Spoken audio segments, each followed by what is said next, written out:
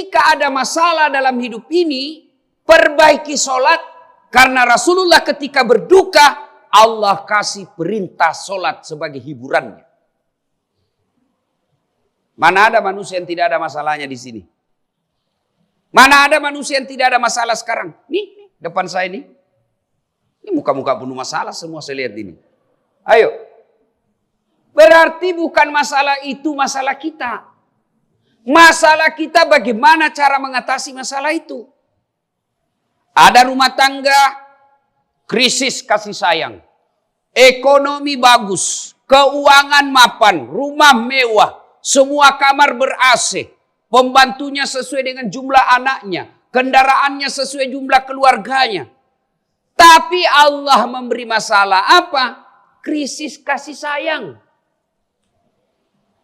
Duit terpenuhi, kebutuhan ekonomi tercukupi, tapi suami istri tidak pernah rukun. Suami selingkuh, istri membalas. Ada juga masalah sebaliknya. Oh, romantis betul. Setiap ketemu suami istri romantis. Assalamualaikum kakandaku Arjunaku. Setiap hari aku melihatmu, meskipun umurmu makin bertambah, tapi pesonamu semakin menggodaku. Luar biasa. Romantis dalam keluarganya.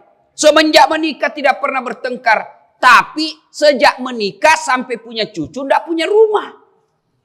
Ngontrak terus. Ya kan? Ada lagi masalah lain.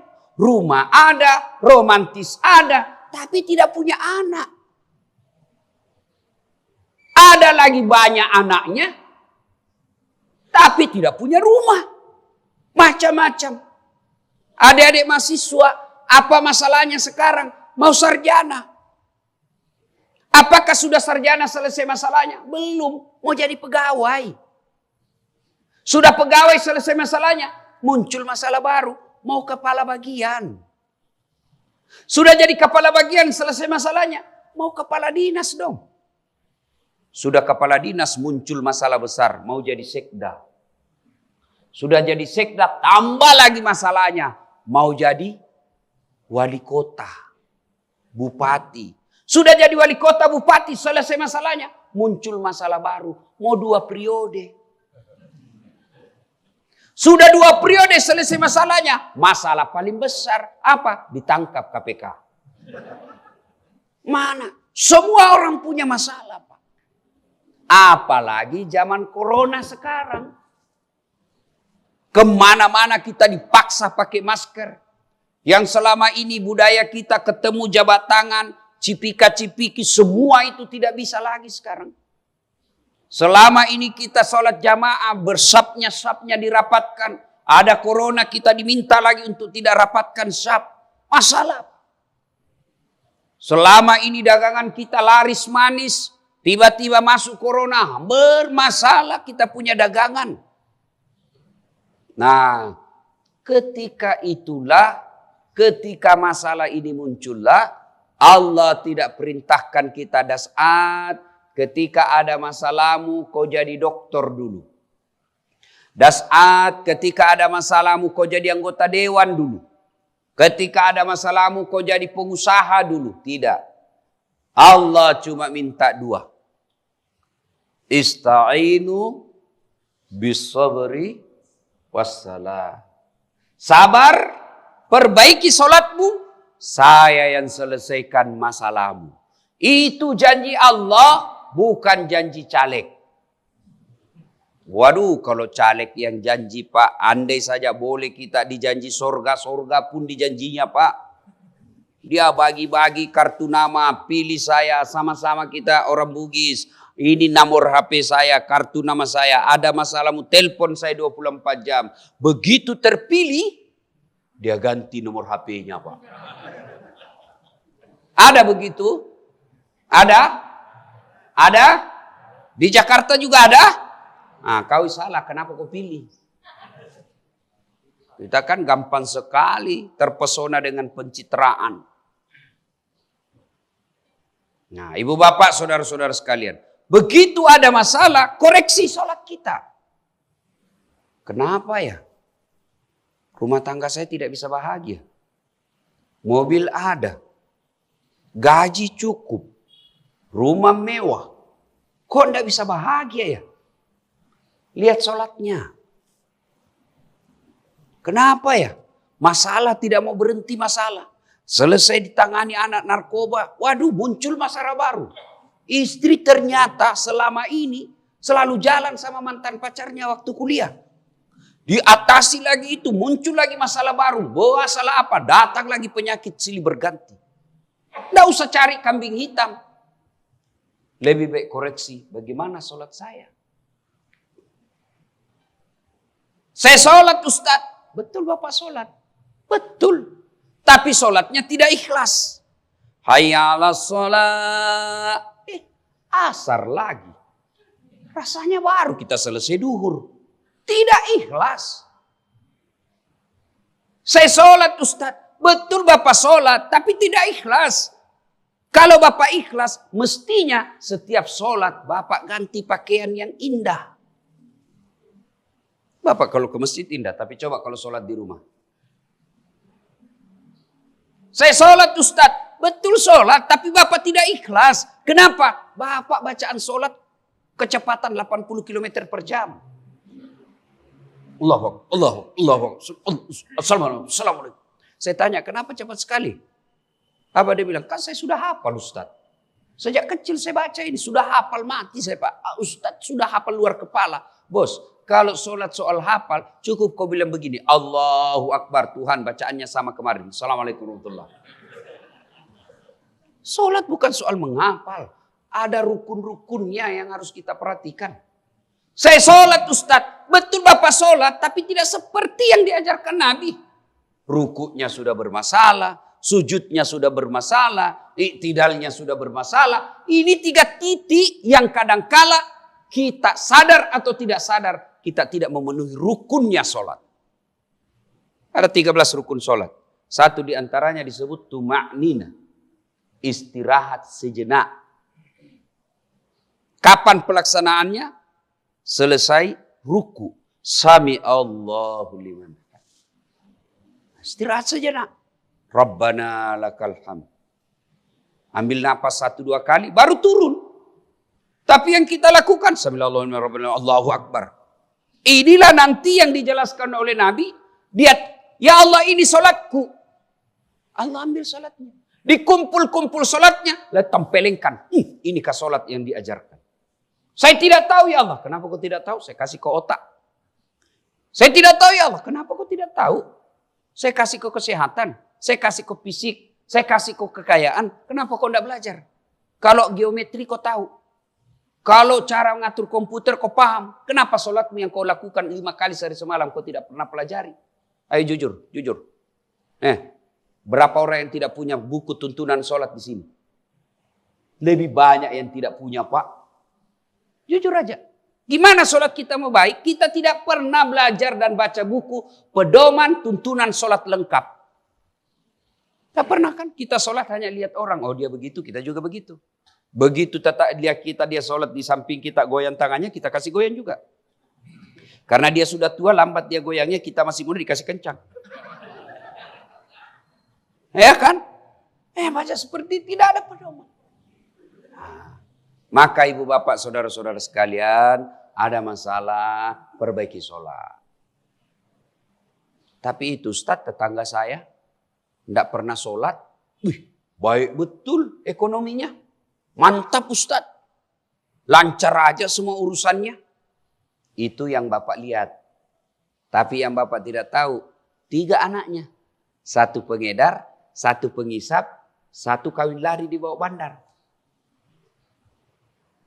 Memang kita lihat rumahnya bagus, padahal dia tidak sholat. Betul.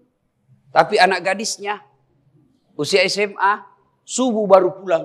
Jam 3 dini hari, lompat pagar.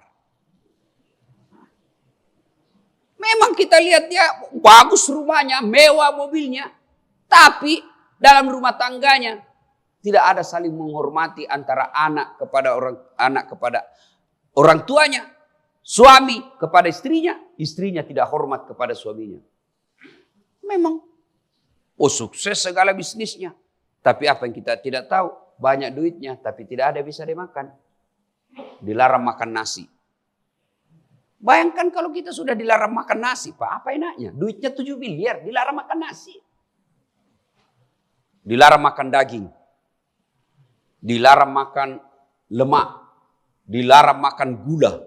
Dilarang makan yang pedes-pedes. Apa aja bisa dimakan? Ubi rebus. Duit 7 miliar, dilarang segala-galanya. Begitu dia berhadapan meja makan, asam urat, kolesterol, tidak ada bisa dimakan, Pak. Duitnya 7 miliar. Mobil harga hampir 2 miliar, tapi tidak bisa dinikmati. Siapa nikmati, Pak? Drivernya. Dia naik mobil, baru 5 menit sudah stres. Hati-hati. Kanan. Rem.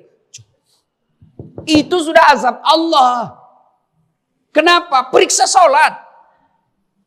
Ini adik-adik nih yang masih kecil-kecil. Tidak usah deh sekolah ke luar negeri. Cintai negaramu, kau sekolah dalam negerimu sendiri.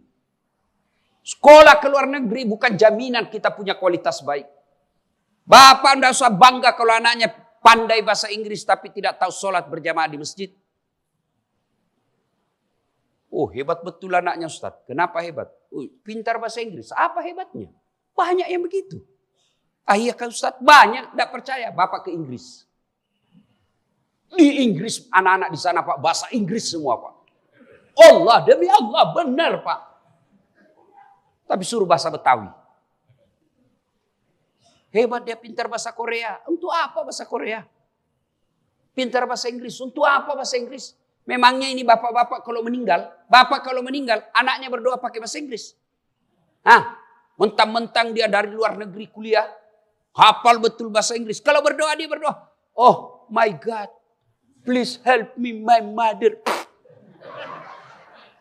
Cerita, tidak ada. Bahagialah bapak punya anak. Sebelum jam 5, jam 4 lewat. Bunyi pintu pagar. Kita intip dari dalam rumah. Siapa buka pagar? Masya Allah. Anaknya yang bungsu ke masjid sholat subuh berjamaah. Begitu menjelang maghrib, anaknya yang tadi yang bungsu lagi main bola di lapangan. Begitu tarhim di masjid, lari buru-buru pulang ke rumahnya mandi. Saya pikir apa? Ternyata dia buru-buru ke masjid untuk sholat maghrib berjamaah. Tak apa-apa Bapak kontrak-kontrak rumah kalau anak seperti itu. Tapi celaka Bapak, anak sudah menikah, rumah bagus, pekerjaan mapan. Tidak pernah kita lihat dia datang ke masjid jamaah. Nah begitu ada masalah, perbaiki sholat. Sholat. Orang biasa pikir saya ini hebat, bukan hebat. Resep saya pelihara sholat. Bagaimana kondisi apapun sholat. Tapi ketika Bapak Ibu mau sholat, setan itu kepanasan. Dia goda kita dengan segala macam cara. Hayya 'alas shalah. Setan mulai, boleh kau sholat di rumahmu. Tak usah ke masjid, gerimis.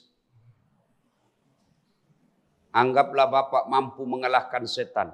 Apa setan menyerah di situ? Tidak. Begitu Bapak pergi, dia godanya lagi. Tidak usah kau wudhu di rumah, nanti di masjid kau wudhu. Kenapa? Karena kalau Bapak wudhu dari rumah, langkah kaki kanannya 1 pahala, langkah kaki kirinya dihapus dosa kecilnya. Ayo, Bapak dari rumah ke masjid, berapa langkah itu? Apalagi kalau Bapak melangkahnya begini. Berapa banyak pahala didapat. Maka setan berusaha menggagalkan. Tidak usah, kau wudhu aja di masjid. Tidak usah di rumahmu. Anggaplah Bapak mampu mengalahkan itu dan wudhu di rumah. Jalan, apa setan berhenti menggoda kita? Tidak, dia godanya lagi kita. Sampai di masjid, apa dia bilang? Kau lihat waktu. Tinggal 2 menit, tidak cukup kau sholat. Duduk aja. Dia godanya lagi kita untuk tidak sholat sunnah. Pada sholat sunnah sebelum kita masuk sholat subuh, itu lebih berat, itu 2 rakaat daripada dunia dan isinya. Ada yang punya dunia dan isinya di sini. Ada punya tanah di sini 1000 hektar di komplek ini.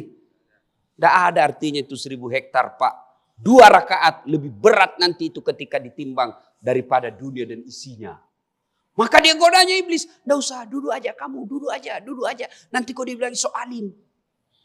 Itu setan. Anggaplah bapak mampu dan sholat, dia godanya lagi. Tidak usah pakai surah pendek. Cepat aja.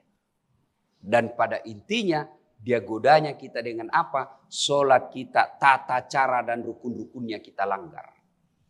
Allahu Akbar. Anggaplah bapak bagus bacaannya, baik gerakannya. Apa setan dan iblis menyerah? Enggak, dia goda. Assalamualaikum warahmatullah. Muncul, saya paling alim di masjid ini. Kena kita apa? Sombong. Itulah setan. Nah, ketika bapak mau sholat, mintalah perlindungan kepada Allah. Apa biasa alasan kita tidak mau sholat? Coba ngomong. Coba apa alasannya, Pak? Apa biasa orang tidak sholat? Ustaz, dia kaya jadi dianggap. Ada yang kalah kaya Nabi Sulaiman? Ada kalah kaya Nabi Sulaiman? Sepanjang perjalanan manusia belum pernah ada yang kalah kayanya Nabi Sulaiman alaihissalam. Diriwayatkan kerikil rumahnya Pak emas. Ada di sini kerikil rumah emas. Paling orang Bugis kalau kaya Pak giginya dia kasih emas. Kaya tetap beribadah. Saya sakit Ustaz. Ada yang kalah kaya sakitnya Nabi Ayub alaihissalam. Apa beliau tidak sholat? Beliau tetap sholat. Ibadah. Coba. Kita baru influenza. Aduh. Pertama ini tidak bisa sholat. Saya sakit Ustaz. Sariawan. Ya silakan sholat sariawan. Ayo. Baik. Allah tahu Bapak lagi sakit. Jangan ketawa. Saya serius ini bos. Apa lagi? Saya cakep Ustaz. Selebriti terkenal. Ada kala cakep itu Nabi Yusuf. Itu Nabi Yusuf alaihissalam. Begitu cakepnya, ibu-ibu tukang gosip waktu itu dikasih bawang. Tahu bawang ibu? Lalu dikasih pisau. Suruh iris-iris itu bawang. Sudah lagi diiris-iris. Cup, lewat cup. Ucup lewat. Yusuf alaihissalam lewat. Ini ibu yang ngiris bawang terpesona. Masya Allah ini mah bukan manusia, ini malaikat. Begitu terpesonanya dengan cakepnya Nabi Yusuf, dia tidak sadar dia iris tangannya. Ada enggak orang bisa ngiris tangan lihat orang gagah di sini? Jangankan ngiris tangan, bau ketek aja orang lewat di kita rasa. Yusuf alaihissalam. Apalagi? Olahragawan Ustaz. Bagus fisiknya. Ada kala Nabi Musa. Itu Nabi Musa Pak. Kalau dia kunci badannya, tembus itu bulu-bulu di bajunya. Nabi Yusuf cakep sholat. Musa kuat ibadah. Ayub sakit ibadah. Oh tinggi pangkatnya Ustaz. Ada kala pangkat jabatannya Rasulullah Muhammad SAW. Beliau andai saja sekarang dalam negara, beliau presiden merangkap ketua Mahkamah Agung. Penghulu para nabi. Akhlaknya paling baik. Sifatnya paling luhur. Apa beliau tidak sholat? Beliau sholat. Bahkan kalau sholat sunnah, bengkak betisnya beliau kalau sholat. Jadi kalau ada orang bilang, enggak penting sholat. Yang paling penting tuh hatimu dong. Biar kau sholat hatimu. Tanya siapa nabimu. Nabi paling baik akhlaknya. Paling luhur budi pekertinya. Paling bagus hatinya. Apa beliau tidak sholat? Beliau sholat. Nah ibu bapak saudara-saudara sekalian. Ada masalah rumah tangga. Ada masalah dalam pekerjaan. Tidak usah repot kiri kanan. Ini teori ini. Ini begini. Sudah perbaiki aja sholat. Dan kalau sholat kita baik insya Allah. Allah yang selesaikan semua masalah kita. Allah yang ngurus semua perkara dalam hidup ini. Dan kalau Bapak tidak sholat, sudah hatam sudah cerita. Tidak usah panjang cerita Pak. Dia baik sifatnya Ustaz. Ramadan tidak ada yang lepas puasanya. Selesai Ramadan satu komplek orang miskin dia bagi-bagi. Cuma satu kekurangannya Ustaz apa? Tidak sholat. Itu kekurangan paling besar itu. Sebab Allah nanti akan sampaikan kepadanya. Das'ad, ini sedekahmu bangun masjid 2. Das'ad, ini silaturahimmu. Ini kau punya kebaikan yang lainnya. Kau umrahkan orang. Mana kuncimu? Apa kunci? Solat 5 waktu. Tidak ada solat, tidak ada semua. Maka Bapak Ibu Saudara-saudara sekalian, yang mendesak kita ajarkan ke anak-anak kita, solat. Kata Nabi, 7 tahun ajar anakmu solat. 10 tahun masih tidak mau, pukul. Itu 7 tahun ajari anakmu solat. Mulai bacaan-bacaannya, tata caranya, gerak-geraknya. 10 tahun masih tidak mau sholat, pukul. Cuma jangan ditinju. Pondok sholat. Oh, berhadapan kita sama polisi, Pak. Jangan juga nanti sarjana anaknya baru disuruh sholat. Kau sholat nak. Mana sudah sarjana. Bapak cuma tamatan SD. Oh, kalah kita adu argumentasi, Pak. Tahu apa Bapak? Nah itu kalau anak kita terlambat diajari salat. Tapi kalau dia baik sholatnya Pak, insya Allah. Meskipun dia tidak jadi pegawai, tapi dia punya tanggung jawab. Ibu bapak saudara-saudara sekalian, karena waktu yang sangat ringkas. Insya Allah lain waktu dan kesempatan kita akan lanjutkan. Mari pelihara sholat dengan sebaik-baiknya. Di akhirat kelak, yang pertama sekali nanti diperiksa setelah pengantar kita sudah kembali dan kita masuk kubur, Allah tidak tanya berapa mobilmu. Allah tidak tanya di mana kau kerja. Allah tidak tanya berapa golongan berapa kau pensiun. Allah tidak tanya itu. Tapi yang pertama ditanya, marrabbuka. Siapa Tuhanmu? Dan itu pertanyaan 5. Ada 5 pertanyaan. Bapak tidak usah cemas kalau sholatnya baik. Bukan bapak yang jawab. Bukan ibu yang jawab pertanyaan malaikat di kubur. Tapi sholat kita yang jawab. Marrabbuka, siapa Tuhanmu? Sholat kita akan menjawab, Allahu Akbar. Apa nabimu? Sholat kita lagi menjawab, Ashhadu Allah ilaha illallah. Wa ashhadu anna Muhammadar Rasulullah. Malaikat giling kepala, itau hebat. Baru saya dapat ini. Jamaah masjid murtada ini. Luar biasa. Itu kalau baik sholatnya. Saudara-saudara kita yang wafat, sampai sekarang, mereka masih transit dalam kubur. Belum sampai ke surga kalau dia orang baik. Belum masuk neraka kalau dia orang jahat. Tapi transit dalam kubur. Dan di alam kubur itu, golongan yang paling menderita, al-mutakhawilu bis sholat. Yang menganggap enteng sholat. Sudah tahu sholat 5 waktu wajib. Tapi dia tetap tidak menunaikannya. Na'udzubillah min dzalik. Demikian mudah-mudahan ada manfaat. Lebih dan kurangnya mohon dimaafkan. Nun wal kalami misrun. Billahi fi sabilil haq. Assalamualaikum warahmatullahi